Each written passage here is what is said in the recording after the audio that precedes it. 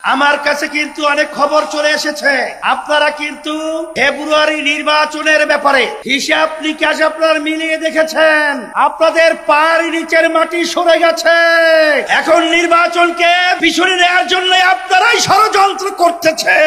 এই সিগন্যাল কিন্তু আমাদের কাছে এসে গেছে। এখন কথা পরিষ্কার, যারা নাকি ক্ষমতা প্রেমিক রয়েছেন বারবার আমাদেরকে মানুষের কাছে বিতর্কিত করার জন্য আপনারা বলেছেন আমরা নাকি জাতীয় নির্বাচনকে প্রশ্নবিদ্ধ করছি, পিছিয়ে নেওয়ার ষড়যন্ত্র করছি। কিন্তু মাঠের দিকে চেয়ে দেখেন, আমরা জাতীয় নির্বাচনের জন্য প্রস্তুত রয়েছি এবং দেশকে রক্ষা করার জন্য, মানবতার কল্যাণ মুক্তির জন্য আমরা যে 5 দফা দাবি নিয়ে মাঠে নেমেছি, সেই 5 দফা বাস্তবায়নের জন্য আজকে বাংলাদেশের আপামর জনতা তারা আজকে রাজপথে চলে এসেছে।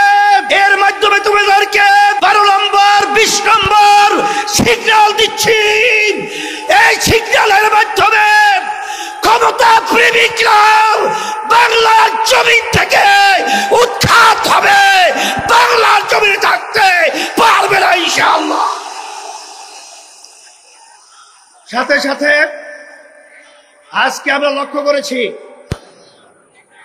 যে অনেকে কিন্তু আমার কাছে কিন্তু অনেক খবর চলে এসেছে, আপনারা কিন্তু ফেব্রুয়ারি নির্বাচনের ব্যাপারে হিসাব নিকাশ আপনারা মিলিয়ে দেখেছেন, আপনাদের পায়ের নিচের মাটি সরে গেছে। এখন নির্বাচনকে পিছনে নেওয়ার জন্য আপনারাই ষড়যন্ত্র করতেছে। এই সিগন্যাল কিন্তু আমাদের কাছে এসে গেছে। কিন্তু ভালো করে জেনে রাখেন, জনগণ তো আপনাদের পক্ষে মতামত রায় দেওয়ার মতো পরিবেশ নেই। এখন আপনারা গুন্ডামি, সেন্টার দখল, বিভিন্ন সন্ত্রাসীর মাধ্যমে আপনারা ক্ষমতার চেয়ারে বসবেন, সেদিন ভুলে যান। এখন বাংলাদেশের মানুষ সজাগ রয়েছে, আর আমাদের বাংলাদেশের সম্পদ আর গুন্ডামি চুরি করে, ডাকাতি করে, আর বিদেশের দাবিদারদের প্রভুদের কাছে দিয়ে যাবে না, দিতে পারবে না ইনশাআল্লাহ।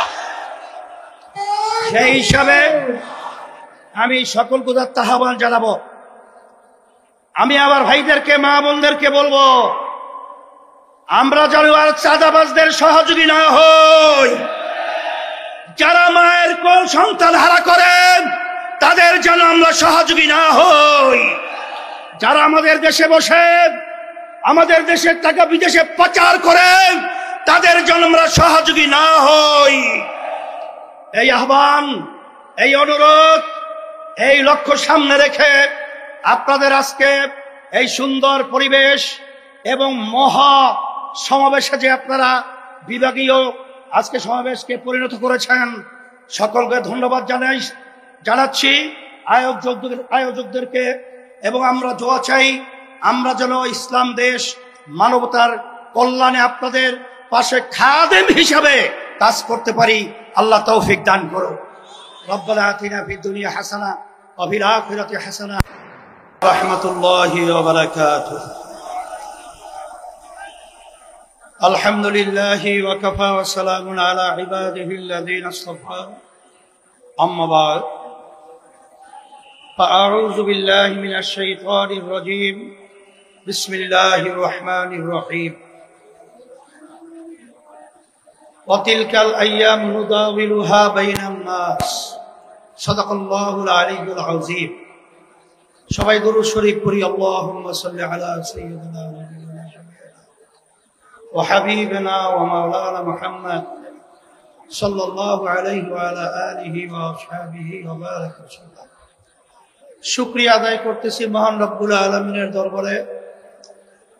রব্বুল আলামিন ঐতিহ্যবাহী খুলনা বিভাগীয় আরদিল সমাবেশের প্রধান অতিথি, অন্যান্য আটদলীয় সম্মানিত কেন্দ্রীয় আমির, নায়েবে আমির, বিভিন্ন পর্যায়ের দায়িত্বশীল, সামনে বিশেষ করে যারা উপস্থিত হয়েছেন ইসলাম প্রেমিক, দেশ প্রেমিক আমার ভাইরা, কথা বেশি লম্বা নয়, সংক্ষেপ বলছি। ৭১ দেশ স্বাধীন হয়েছিল মৌলিক ৩টা স্লোগানের মাধ্যমে: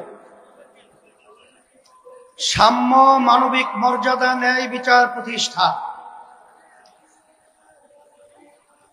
লক্ষ লক্ষ মানুষ জীবন দিয়েছিল, পঙ্গু হয়েছিল। যে আশা, যে আকাঙ্ক্ষা নিয়ে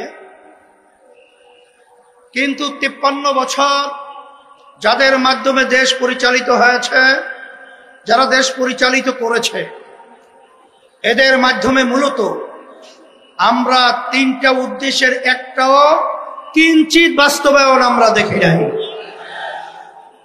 এই সূত্র ধরেই ২০২৪ জুলাই ৫ই আগস্ট এই দেশকে আবার স্বাধীন করার জন্য হাজার হাজার আমার মায়ের কোল সন্তান হারা হয়েছিল। অনেকে চক্ষু হারিয়েছে, অনেকে পঙ্গু হয়েছে। আমাদের মূল লক্ষ্য উদ্দেশ্য হলো আমাদের এই দেশ স্বাধীন করতে গিয়ে আমাদের যারা জীবন দিয়েছিল, রক্ত দিয়েছিল, পঙ্গু হয়েছিল, যারা দেশ পরিচালনা করেছে, আমাদেরকে ধোঁকা পেয়ে, বোকা দিয়ে বারবার আমার এই দেশকে চোরের দিক থেকে, দুর্নীতির দিক থেকে ফাঁস বানিয়েছে। আমাদের সন্তানগুলো মায়ের কোল হারা করেছে। লক্ষ লক্ষ মানুষকে মিথ্যা কেসের মাধ্যমে তাদের সংসারকে বিরান করেছে, ধ্বংস করেছে। আমাদের মেহনতি কষ্ট অর্জিত আমার ভাইয়েরা যে সম্পদ অর্জন করেছিল দেশের জন্য, ওরা ক্ষমতার চেয়ারে বসে আমাদের দেশের টাকাগুলা বিদেশে পাচার করে বেগম পাড়া তৈরি করেছে।